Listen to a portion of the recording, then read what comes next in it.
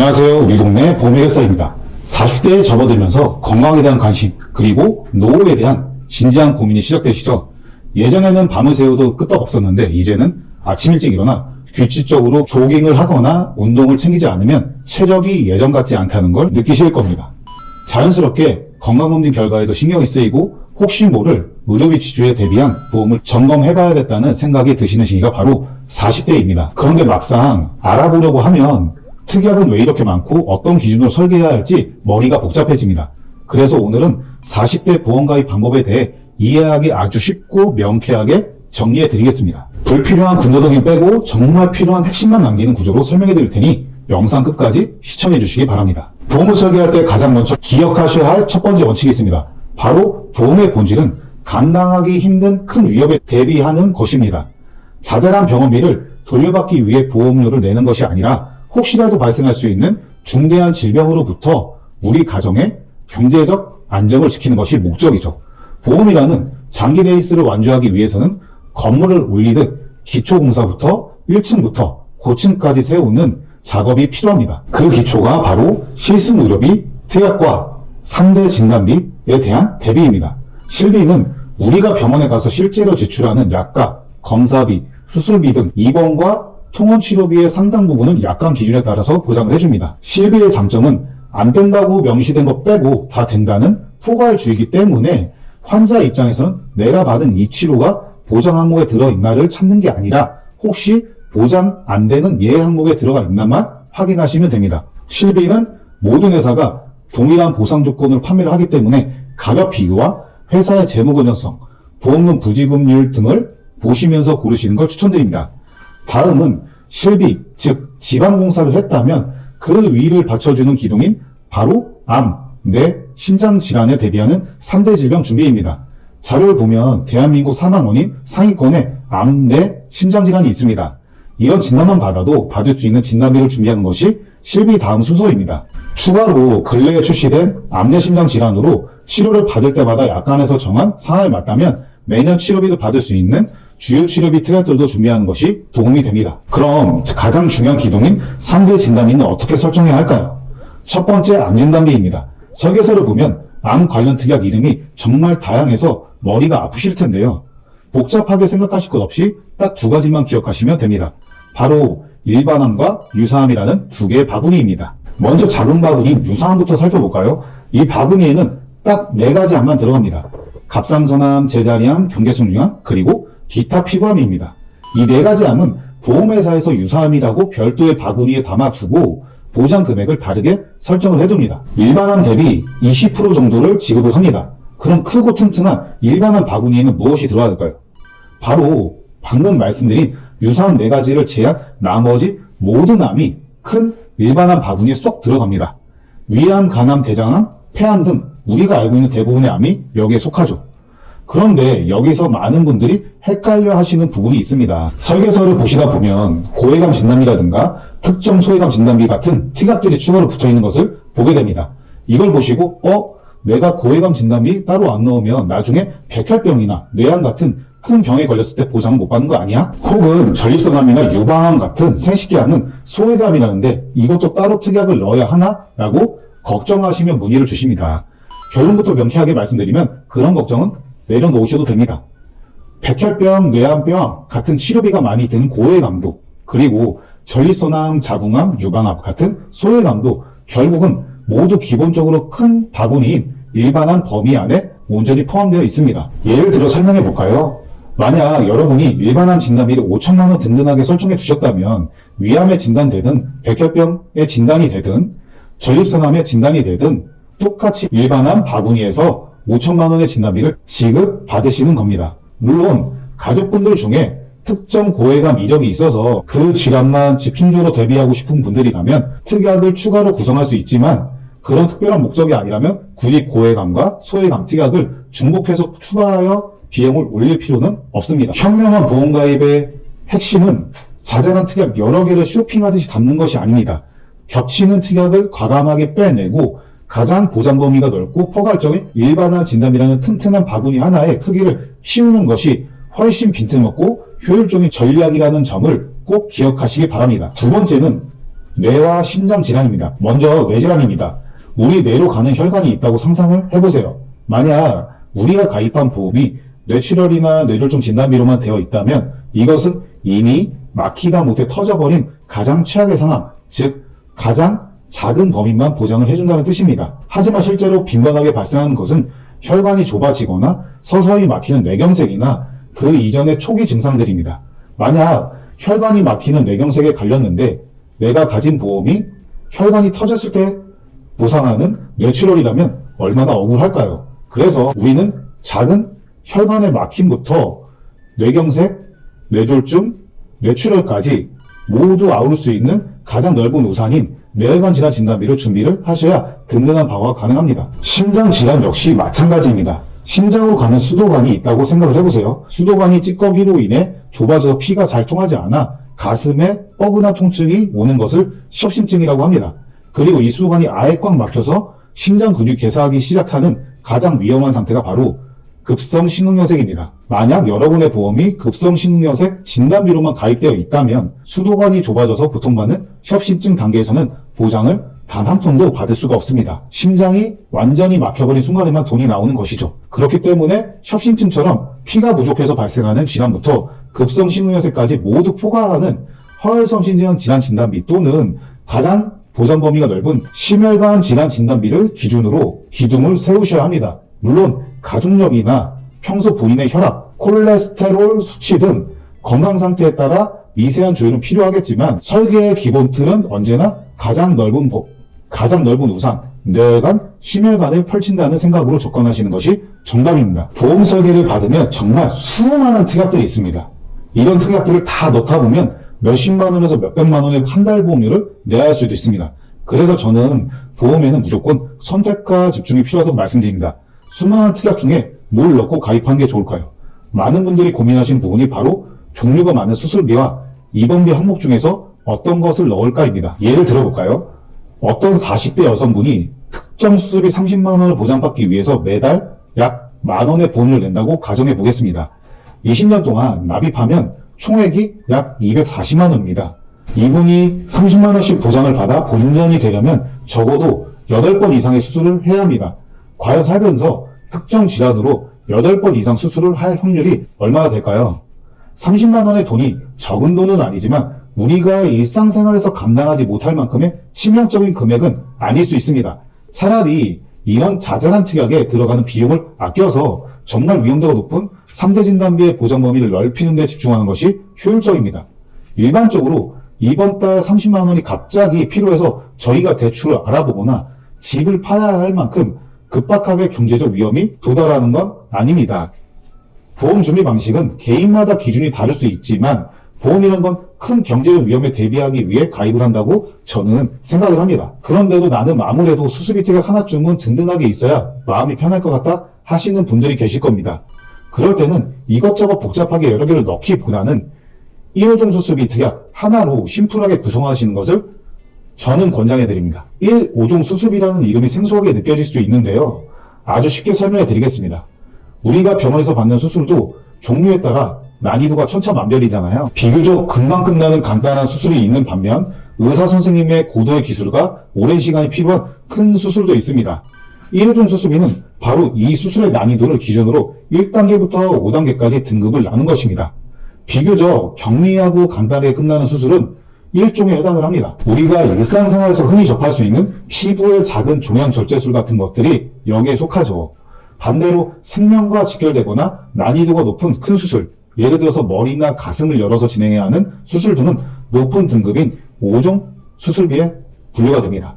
즉 1종에서 5종으로 계단을 올라갈수록 수술의 난이도가 높아지고 그에 맞게 지급되는 보험금의 규모가 커지는 합리적 구조라고 이해하시면 됩니다. 그리고 설계서를 보시면 64대, 119대처럼 숫자가 붙어있는 N대 수술비 특약들도 많이 보실 텐데요. 이런 N대 수술비는 약간의 정해진 특정 질병 코드의 내 병명이 정확히 일치해야만 보장을 해줍니다. 만약 내가 받은 수술이 그 정해진 리스트 안에 없다면 분명히 수술을 했는데도 보장을 받지 못하는 답답한 상황이 생길 수 있죠. 반면에 1호종 수술비는 복잡한 질병 코드를 하나하나 따지기보다는 약관에서 정한 수술에 정의하는 부합하는 치료를 했다면 그 수술의 난이도와 방식에 따라 1종부터 5종 중 하나로 폭넓게 적용을 해줍니다. 일상적인 작은 수술부터 만약의 사태를 대비한 큰 수술까지 하나의 특약으로 유연하게 커버할 수 있기 때문에 우리 입장에서는 관리하기도 훨씬 깔끔하고 효율적인 방패가 되어주는 셈입니다. 그러니 수술비에 너무 많은 비용을 분산시키지 마시고 이렇게 효율성이 좋은 특약 하나로 가볍게 정리해 보시는 것을 추천해 드립니다. 본 광고는 손해보험협회 광고 심의 기준을 준수하였으며 유효기간은 심의일로부터 1년입니다. 이제 구조를 짰으니 어떤 형태로 가입해야 할지 결정을 해야 합니다. 이 비용을 어떤 방식으로 낼 것인가 정해야 합니다. 바로 갱신형과 비갱신형의 차이인데요. 이 부분은 은퇴를 앞둔 40대 분들에게는 향후 재무 계획과 직결되는 정말 중요한 내용이기 때문에 집중해 주시기 바랍니다. 이해하기 아주 쉽게 우리가 거주하는 집에 비유해서 설명해 드리겠습니다. 먼저 갱신형은 평생토록 월세를 내며 사는 방식과 비슷합니다. 처음 가입할 때는 매월 내는 금액이 상대적으로 적게 느껴져서 가벼운 마음으로 시작할 수 있습니다. 하지만 월세 계약을 연장할 때마다 집주인이 월세를 올릴 수 있는 것처럼 갱신형 보험 역시 정해진 주기마다 연령 증가와 위험률이 반영되어 보험료가 인상될 수 있습니다. 여기서 가장 주의 깊게 보셔야 할 점은 보장을 받고자 하는 기간 내내 돈을 내야 한다는 점입니다. 만약 90세까지 보장을 받고 싶다면 90세까지 계속 월세를 내야 합니다. 우리가 60대, 70대가 되어 은퇴하고 고정소득이 줄어들 때 오히려 더 인상된 보험료를 매달 내야 할 수도 있기 때문에 오히려 더 인상된 보험료를 매달 내야 할 수도 있다는 겁니다. 갱신 시점에는 연령 및 위험률 변동 등에 따라 보험료가 변동될 수 있다는 점 꼭 유의하시기 바랍니다. 반면에 비갱신형은 내 집을 온전히 자가로 마련한 것과 비슷합니다. 초기에 내는 금액은 월세, 즉 갱신형에 비해서 좀 더 높게 체감될 수 있습니다. 하지만 가장 큰 장점은 가입할 때 정해진 보험료가 납입 기간 동안 단 1원도 오르지 않는다는 것입니다. 예를 들어서 20년 납입을 계약을 했다면 물가가 오르든 나이가 들든 상관없이 딱 20년 동안만 동일한 금액을 내고 납입을 완전히 끝마치게 되는 겁니다. 은행 대출금을 20년 동안 다 갚고 나면 이후에는 주거비 지출 없이 내 집에서 편안하게 거주하는 것처럼 납입 기간이 끝나면 남은 기간 90세 또는 100세까지 추가 지출 전혀 없이 든든하게 보장만 유지할 수 있는 거죠. 지금은 경제활동을 활발하게 하고 있지만 10년, 20년 뒤 다가올 은퇴 시기를 진지하게 대비해야 하는 시점입니다. 소득이 꾸준히 발생하는 지금 시기에 납입을 깔끔하게 끝마쳐 두고 정작 의료비가 많이 필요한 노후에는 지출 없이 보장 혜택만 누릴 수 있도록 세팅하는 것이 안전합니다. 따라서 40대 분들이라면 장기적인 안정성을 고려하여 비갱신형을 우선순위에 두고 신중하게 계획을 세워보는 것이 좋습니다. 그리고 서브보험으로 암진단비가 더 많이 늘리고 싶다면 그럴 경우에는 서브보험으로 갱신형을 같이 준비하시는 것을 저는 추천드립니다. 다음은 몇 세까지 보장을 받을 것인가, 즉 만기 설정에 대한 이야기입니다. 상담을 하다 보면 요즘 같은 100세 시대에는 당연 기술이 좋으니까 무조건 100세 만기로 해야죠 라고 말씀하시는 분들도 계십니다. 그런데 90세 만기에서 100세 만기로 보장 기간을 딱 10년 늘리게 되면 우리가 당장 매달 내야 되는 보험료는 인상됩니다. 즉, 먼 훗날 화폐 가치가 많이 떨어질 시기에 보장을 유지하기 위해 가치가 가장 높은 현재에 내 돈을 무리해서 낭비할 필요는 없다는 것이죠. 그래서 평균 수명과 화폐 가치 하락, 그리고 매달 지출하는 비용의 밸런스를 모두 종합적으로 고려했을 때 40대 분들에게 1차적으로 추천해드리는 효율적인 타협점은 바로 90세 만기입니다. 80세 만기는 평균 수명을 고려할 때 조금 짧은 감이 있어서 아쉽고 90세 만기로 설정하게 되시면 현재 납입하는 보험료의 부담은 낮추면서도 의료 비출이 가장 집중되는 시기까지 방어막을 치실 수 있습니다. 그렇다면 100세 만기는 무조건 나쁜 선택일까요? 절대 그렇지 않습니다. 화폐 가치가 하락한다고 해서 미래의 3천만 원이 아예 쓸모없는 돈이 되는 것은 아닙니다. 의료기술이 발전하면서 우리의 기대 수명은 꾸준히 늘어나고 있고 실제로 90세를 넘어 100세를 바라보며 건강에 장수하시는 분들도 점점 많아지고 있습니다. 만약 본인의 예산, 즉 매월 내는 보험료에 어느 정도 여유가 있으시고 화폐 가치가 떨어지더라도 90세 이후에 보장이 끊기는 불안함보다는 끝까지 든든하게 가져가고 싶다는 마음의 평화를 더 중요하게 생각하신다면 100세 만기도 충분히 훌륭한 선택지가 될 수 있습니다. 자, 이제 보장 만기도 정했고 만기도 정해지셨다면 마지막으로 보험료를 현명하게 낮출 수 있는 아주 중요한 제도를 하나 소개해 드리겠습니다. 바로 무해지환급형, 약관상 정식 명칭으로는 해약 환급금 미지급형이라는 제도입니다. 이름이 조금 어렵게 느껴지실 텐데요. 우리가 여행 갈 때 예매하는 비행기 티켓을 떠올려 보시면 아주 쉽게 이해가 되실 수 있습니다. 우리가 같은 목적지로 가는 같은 비행기의 같은 등급 좌석을 예매할 때 보통 두 가지 옵션이 있습니다. 하나는 나중에 일정이 바뀌어 취소하면 수수료를 빼고 환불을 해주는 일반 티켓이고, 다른 하나는 일정을 취소해도 환불을 전혀 받을 수 없는 환불 불가 조건의 티켓입니다. 당연히 환불 불가 티켓의 가격이 훨씬 더 낮게 책정되어 있죠.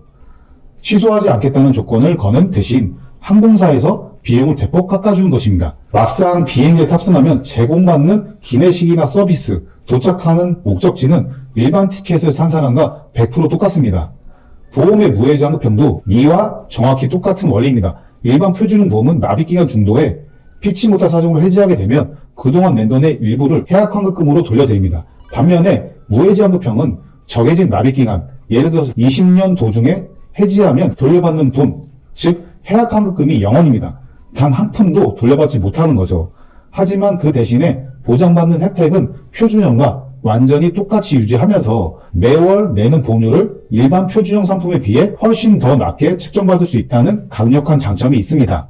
우리가 보험에 가입하는 진짜 목적을 한번 생각해 볼까요? 보험은 중간에 해지해서 해약 환급금을 돌려받기 위한 저축이나 재테크 수단은 아닙니다. 내가 혹은 우리 가족이 큰 병에 걸렸을 때 경제적인 흔들림 없이 제대로 된 보장을 받기 위해 가입하는 방패입니다. 나는 이 보험을 나의 든든한 방어막으로 삼아 끝까지 유지하겠다라는 계획을 가지고 계시다면 굳이 더 높은 비용을 지불하고 표준형으로 선택하실 필요가 없습니다. 동일한 보장이라면 매월 나가는 고정 지출을 현명하게 줄일 수 있는 무해지 환급형을 활용하시는 것이 장기적으로 훨씬 합리적인 선택이 됩니다. 다만 한 가지 꼭 명심해야 될 점이 있습니다. 중간에 해지하면 돌려받는 돈이 전혀 없기 때문에 처음 설계하실 때 욕심을 내어 너무 높게 구성하시는 것보다 내가 끝까지 무리 없이 납입을 이어가실 수 있는 적절한 예산선에서 꼼꼼하게 구성하시는 것이 무엇보다 중요합니다. 그리고 무해지 환급형과 더불어 최근 보험시장에서 주목받고 있는 제도가 하나 더 있습니다. 보험료를 극적으로 낮출 수 있는 또 다른 방법, 바로 건강보지형 상품인데요. 우리가 보통 보험에 가입할 때 회사는 우리의 건강 상태를 파악하기 위해 몇 가지 질문을 합니다. 가장 대표적인 것이 최근 5년 이내 입원이나 수술을 한 적이 있느냐 묻는 건데요. 예전에는 이 5년이라는 기준만 통과하면 모두가 동일한 표준 등급을 받고 같은 보험료를 냈습니다. 그런데 가만히 생각해 보면 억울한 분들이 계실 겁니다. 나는 5년은 당연하고 6년, 7년, 길게는 10년 동안 병원에 입원하거나 수술할 일이 없어서 아주 건강하게 살아왔는데 겨우 5년 뻑거리로 통과한 사람과 똑같은 돈을 내야 한다고? 이런 건강한 분들의 억울함을 달래주기 위해 최근에 등장한 것이 바로 이 건강보지형 상품입니다. 기존의 5년 고지를 넘어서서 최근 6년, 7년, 8년, 최대 10년 동안 입원이나 수술 이력이 없이 건강하게 지내오셨습니까? 라고 회사가 물어보는 겁니다. 만약 여러분이 이 조건을 충족한다면 건강을 아주 잘 관리해온 우량 고객으로 인정을 해줍니다. 그리고 그 보상으로 일반적인 상품보다 보험료를 추가 할인을 해주는 것이죠. 마치 우리가 자동차 보험에 가입할 때 사고를 내지 않고 무사고 경력이 길어질수록 다음의 보험료가 계속해서 뚝뚝 떨어지는 할인 혜택을 받는 것과 동일한 이치입니다. 병원에 가지 않고 스스로 건강을 잘한 기간이 길면 길수록 그 노력을 보험료 할인이라는 보상으로 돌려받게 되는 겁니다. 그러니 40대 분들 중 평소 잔병치레 없이 건강하셨던 분들, 최근 몇 년간 입원이나 수술 이력이 전혀 없는 분들이라면 이 제도를 반드시 활용하셔야 합니다. 설계사에게 상담 받으실 때 저 10년 고지형 상품으로 비교해 주세요라고 꼭 요청해 보세요. 동일한 든든한 보장을 구성하더라도 건강고지 할인을 적용받으면 여러분이 매월 내셔야 할 보험료의 앞자리가 달라지는 마법을 경험하실 수 있을 겁니다. 나의 건강 이력을 꼼꼼히 체크해 보는 것, 고정 지출을 줄이는 가장 현명한 방법입니다. 여러분, 마라톤을 뛸 때 가장 중요한 것이 무엇인지 아시나요?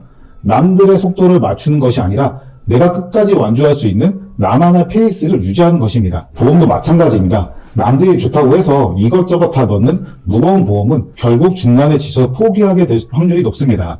40대 종합보험의 평균적인 납입 여력을 꼼꼼히 따져보시고 불필요한 중복 특약은 미니멀하게 덜어내세요. 오직 나에게 닥칠 수 있는 치명적인 위험을 방어할 수 있도록 기둥만 튼튼하게 세우는 설계가 합리적인 보험준비 방법입니다.